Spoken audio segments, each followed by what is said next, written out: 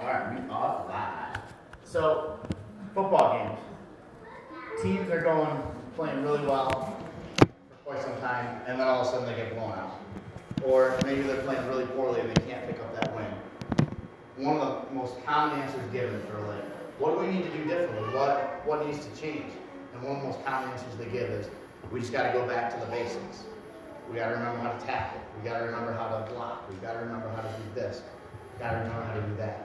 Because the reality is that we can all be, we can all be so advanced, but if we forget those basics, we don't stand a chance. And I thought of another example too. One of the guys that I skateboard with, he always gives me a bunch of flack, and he had his daughter down at the skate park, and I was trying to get her. I said, "Come on, do a kickflip, do a heel flip, do this," and he was very polite to say, "You can't do anything if you at first don't learn how to skate." As in just simply skating around and gaining your balance and gaining that. So you can't do anything without first making sure that you know the basics.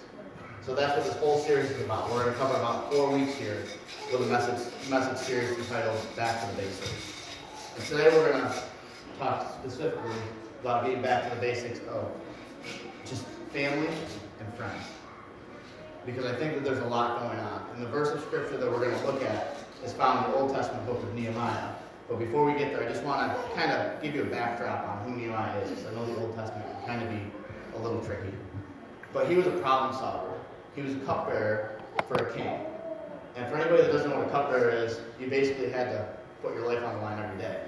If someone handed you a drink before it went to the king, you had to take that sip. And then he basically waited to see if you died or not, to see if you drink it. So he put his life on the line every single day. But at the same time, he lived pretty comfortably. But here's the deal. The Jews that came back to their land, and this was on David's mind, on Nehemiah's mind. The Jews had been relocated, and then they came back to their land. And they were developed there, but they didn't have a wall built. So they've got this temple, it's all set up and everything, but they're lacking that basic wall. So Nehemiah was driving him nuts. So he got permission from the king of Persia to finally stop talking and to start doing. And then he went back to those exiles and helped the Jews build that wall. He had to rally the troops to get back to the basics of safety and build the wall. He received some backlash from both the Jewish people as well as just extra government officials, whatever. But he had this absolute understanding of we need to go back to the basics and we need to get this wall built. Because here's the reality, is if you think about any sort of cultural history, the basic form of protection for anybody is first that wall. So that's what I want us to look at today, and that's what I want you to think about before we even dive into the scripture, is just getting back to the basics of building that wall, building that protection, so that when the devil comes at us, when whatever comes at us, we're back to the basics. We've got this solid foundation built. And that's where Nehemiah is going with us today. So in chapter 1, verses 1 through 4, he says, it was the month of Kislev in the 20th year. At the time I was in the palace complex at Susa, and one of my brothers, had just arrived from Judah with some fellow Jews. I asked them about the conditions among the Jews there who had survived the exile and about Jerusalem. They told me, the exile survivors who were left there in the province are in bad shape. Conditions are appalling. The wall of Jerusalem is still in rubble. The city gates are still in cinders. When I heard this, I sat down a lot and mourned for days, fasting and praying before the God of heaven. So, did you catch that? The wall was still in ruins. What did Nehemiah do? He went to the basics right out of the gate. He wept, and he prayed, and he fasted. Nehemiah realized that the temple may look nice, but it's always going to be vulnerable. Just like any of us, whatever we've got going on, will always be vulnerable unless we've got that wall around us. The wall is very, very basic, but it protects us from so much. So here's the deal, is that we're going to talk today about how are we going to build this wall? How are we going to build this protection around us that Nehemiah went to help the Jewish people build? We're going to do it one section at a time. One section at a time, we're going to build this wall. And today we're going to first look at what prevents us from building the wall, and then we're going to talk about things that we can do. So the number one thing that prevents us from actually building the wall of, the basic protection is this idea of distractions. Distractions keep us from enjoying the moment we're in. Anybody disagree with that? We're more distracted than ever before right now in this world. And these distractions keep us from enjoying the moment we're in. So when something's happening, we're more focused on whatever's going on around us. So I guess I didn't even think about it until right now. It's, I guess, comical at this point with all the little setbacks that happen to get to this message. Because I get to the church and I show up and I find out one thing isn't working and my brain goes here, there, and everywhere, rather than still focusing on, look at all the people out here. Look at, the kids that are coming out to hear that word. But you get so distracted that unless you have good people around you to kind of bring you back to it, it distracts you from the fact that we're really doing this. We're really, every week getting more and more people together to have church. Distractions also keep us from building strong relationship and investing in what matters. And I want you guys to pay attention to this part because it's absolutely just alarming to me. And before I go there, I want to say that this isn't like something that's said to attack any individual because I'm just as guilty of this now. But especially in today's society, it's so easy to hand our kids a phone so we can go do what we want to do. Right? It's easy to just say, here's a tablet, you go do this, keep them distracted so that you can continue to do whatever it is. 99% of the time, you're just being distracted. So I just want you to know that this is not like an attack on anybody. It was me being the preacher being convicted that, yeah, I need to touch on this too. But stats don't lie. 1 in 5 children today have a mental health problem. There's been a 43% increase in ADHD, a 37% increase in adolescent depression, and this is where it gets crazy. There's been a 200% increase in the suicide rates in children aged 10 to 14. 200% increase in that. Why is that? Because we're allowing our kids, we're getting distracted, and then we're pinning that distraction essentially off on our children. And I'm going to talk about how it affects friends and family as well later, but the Lord's really laid on my heart that part of this idea that, it's easy for us just to hand a tablet, hand a phone, say, go watch this, go watch that. But while we're doing that, we're allowing someone else to be the parent. And we're also not able to control that content. Because we've all been there where you give your kid the phone and they're on kids video 1 second. And the next thing you know, they're watching more than what. So we need to make sure that we're not being distracted ourselves and that we're focusing on our children. That's getting back to the basics. How do you do it? How do we grow up without smartphones? We get our kids outside. We invest in them. We spend a little bit of time actually being, with them. We just need to make sure that, that we don't let the kids rule the roost. We need to make sure that the kids are actually getting the appropriate sleep they need tonight. We need to go back to the basics of just food, water, shelter. I mean, you name it. It sounds really simple, but if we forget those basic necessities of, it's just easier just to let my kids stay up so I can do whatever. That's going to be an issue that affects them long term. Don't let those distractions affect our children. Here's the other thing. The kids are affected by distractions, and so are us. Right? We're going to really tackle that part when we get to the point of how can we change it as a church. But it's not just our children that are affected when distracted, it's our friends. Because there's needs out there. There's tons of needs out there. But, if we actually timed how long, there's more distractions than just social media, but it's just so easy to use. If we actually timed how long we're just sitting here with our phone in our hand like this, it would be quite disgusting. And at that same time, we have friends that need us. There's a need going on and tell them we're too busy for this, we're too busy for that. When the reality is I'm sitting by the couch watching TV saying that I'm bored. So we need to make sure that we go back to the basics, and when a friend says that there's a need, we actually reach out to them.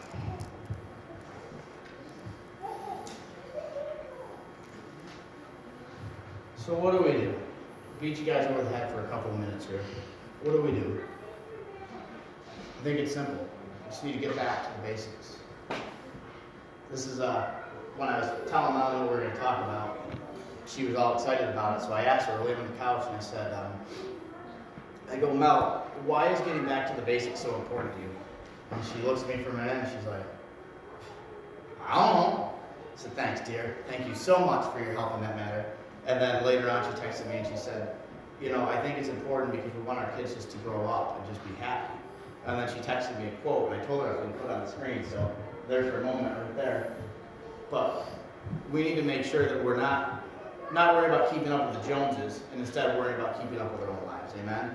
Amen. It's so easy for us just to get caught up with who's doing what. And this isn't just about having the best things I'm talking about with the Joneses. I'm talking about minding our own business as well. Going back to the basis of just taking care of our own family and our own friends when that comes up. Not saying that Johnny's doing that or Tommy's doing that. No, we can't do anything if we don't get back to the basics and take care of our family and our friends. We can't do it.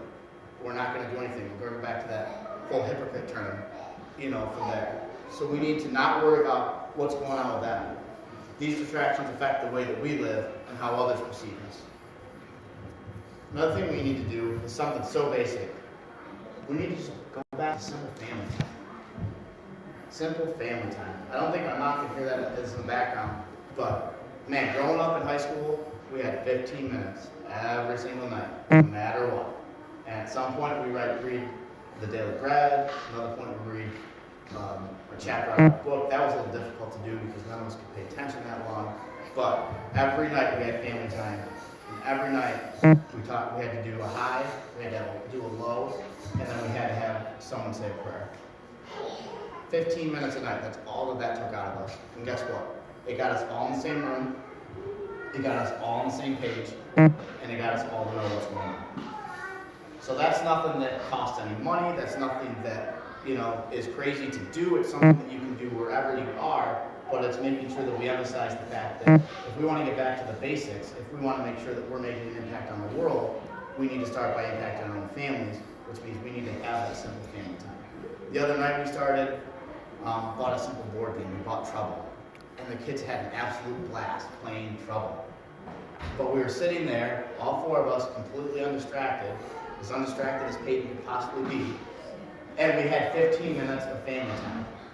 So I would say, people without kids, people with grandkids, whatever, emphasize it there, emphasize those 15 minutes with a friend, whatever it is. But just 15 minutes of just putting away whatever you've got, your phone, whatever, and just having that conversation. Get back to the basics. This next one is with God, little can become much. With God, little can become much. Why is that important? I think it just goes back to every single point. We get so paralyzed from we don't know what to do because we think that we need to do something fancy. And there's nothing fancy that we need to do to get back to the basics and impact friends and family. It's just being there. That's all it comes down to. It's just this idea that it's the little memories that are not forgotten. The little memories aren't forgotten. Some of my favorite memories out there are just the stupidest little things that you could laugh about for hours. And we've gone on a ton of different trips, but some of the best memories we've had are just stupid little stories. So just remembering that, with God, little can become much. When you get back to that basic principle again, that's how we make an impact. That's how we build that wall of protection because we're committed, we're dedicated, we're spending time with people.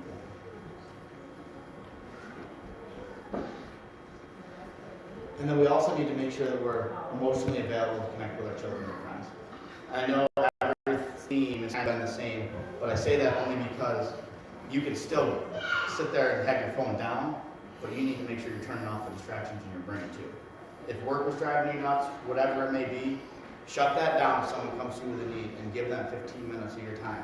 Be emotionally available to them so that you can get back to that basic building block of simple friendship and trust. When you get that, when you show somebody that you care, man, that's something special. So what can we do? This is family and friends. What can we do as a church? How can we, really change the world as a church? And I think it's, just a couple simple points here, really. But one of them is just simply getting back to the basics of gratitude and serving. What does that mean? We're going to talk about the basics of church in another week. But that means instead of thinking that we need to do, these fancy, we're having a food giveaway this day, we're having this that day, thinking that's the only way that we can serve, we need to go back to simply, when someone says that they're having a bad day, instead of saying I'm just praying for you, or let me know what I can do for you, try changing your perspective a little bit. Change your approach. Go back to the basics of saying something like, I'm doing a grocery run today. What do you need? Let me go pick your kids up from you from school for the day, so that way you can have 20 minutes to yourself. I made an extra dinner. Not do you mind, but when can I drop it off? Right? Sometimes it's going that little bit of saying, you're not getting out of this one. There's no awkwardness of saying, oh, thanks, I'm good, because our pride's in the way too much, and we don't want to say we could really use the help. So not if, but when can we do this? I know you're not okay, so let's talk. Right? Instead of just sitting there saying, I'm sorry, sometimes it's being blunt, going back to those basics of, I know you're not okay, let's talk about this. Because right now, we really face an epidemic as a society in that no one wants to be upfront and honest about anything. And we don't want to offend anybody, so we just sit back and we say, it's nothing. And then what happens, it becomes this bigger problem, and we go back to those statistics of all the different mental health issues that are going on. Sometimes we gotta go back to the basics and realize that you're gonna offend people once in a while, and that's okay. So sometimes it's saying, Jake, you just really made me mad the other day because you did that. And then we yell at each other for a few minutes, and then we're okay. Going back to those simple basics of just saying, just be honest with me. Not, all right, let's talk about it later, but let's do this right now. And for crying out loud, pick up your phone and call somebody. That's the easiest thing for us to do now, is we just send a text message, or send a Facebook message.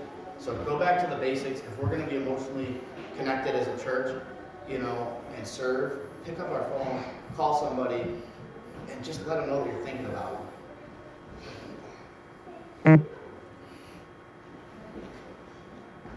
Show love no matter what. I want to show that. As a church, we need to show love no matter what. 1 Corinthians 16:14 says, do everything in love. Do everything in love. Not some things, but do everything in love. Bob Goff said in his book, he said, we might be known for our opinions, but we'll be remembered for our love. So what's that mean? We're going to have disagreements as people. That's going to happen. So don't be known for, that. Be remembered for what you did out of love. And it's okay that you're going to have disagreements. Go back to that basics of we're going to offend people once in a while. That's going to happen. That's life. Because you can't please people and also please God all the time. You just can't do it. So go back to that basic of that. He also said, God's end game has always been the same. He wants our hearts to be His. To love the people nearest and far away. As humans, we've of course complicated that. We need to get back to the basics. Give Jesus our hearts and work towards loving other people. Give Jesus our hearts, pray to Him, just like Nehemiah did. Sit down, weep, let Him know what's going on. Pray. If it's something more serious and you need to fast about it, do that. This is just basic Old Testament stuff. Give that to Jesus first, and then go out and do what He's calling you to do. Show other people love. That's how we're going to go back to the basics. Just simply love. If we want to see God, we need to love others. Period. If we want to see God, if we want other people to see God in us, we need to love other people. And the last point is that we need to connect emotionally with others in church. What do I mean by that? What do I mean by that? We need to be able to make sure that we connect emotionally with others in the church. I mean simply, it's so easy for us to come in here and say that we went, and then just walk out the door. And then say, I went to church for the week, and then be gone. That's it. Prince Chan told this story. He said, there was once a gang member that was searching for something. He left the gang because he felt like it wasn't something he wasn't supposed to be doing. And he went to a church. And he didn't just go once, he gave it a few weeks. But no one ever even really said hi to this guy. So he's sitting in the back and he's just looking for that basic foundation of friendship. That one simple thing of someone just saying, hey, how are you? And just being invited in. And he never got it. This gang member who went from this life of just drugs, addiction, whatever it may be, just realized that something needed to change. And he went to a church and he never got it. And he ended up going back into the gangs. Back into the gangs because we just forget this basic principle of saying, you know what, it's okay if you don't know someone to say, hey, I'm Travis, nice to meet you, how are you for the day? Just something as simple as doing that, but we all want to just think that we're so busy and be so distracted by what we have next that, you know, this has got to go on, that's got to go on. We're having calzones after this and I can't wait. But there's needs out there and we need to make sure that we take the time and connect with people because that's what they're looking for. The basic idea of friendship and just knowing that you're there. So everyone's searching for belongings. Go back to the basics and let them in. Say hi. Invite someone over for coffee. Ask them if there's anything that you can do for them. And let's just get back to the basics and stop being distracted. Let's pray. Jesus, we're so thankful for today, God. We're thankful